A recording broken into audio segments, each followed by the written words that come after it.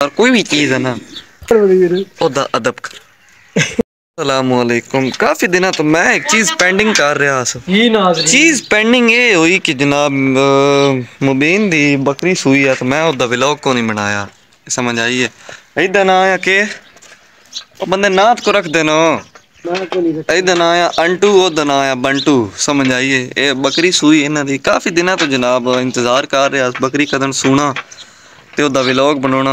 वाह वाह कतरा कना रेस्ट हो गए ले ले तो मैं आख्या व्लॉग ही बना लेना। व्लॉग जनाब बनाने का मकसद यही है कि जेड़ा ना अपने जानवरों नाल प्यार मोहब्बत करो।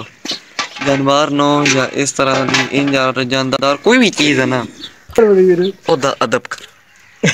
जनाब है नवी बकरी ते जनाब ले लेने भी सूई या बकरी ते ओ मग्गा प्या दस ना बा इस तरह जानदार कोई भी चीज है ना अदब बच्चे वेख है लकियां प्या मारदा अदब बच्चे बहुत जरूरी चीज है। समझ आई?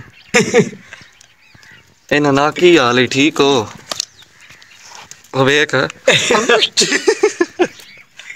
चिच्चड़ तो नहीं सू है के लेला या लेली लेला थले विकास है की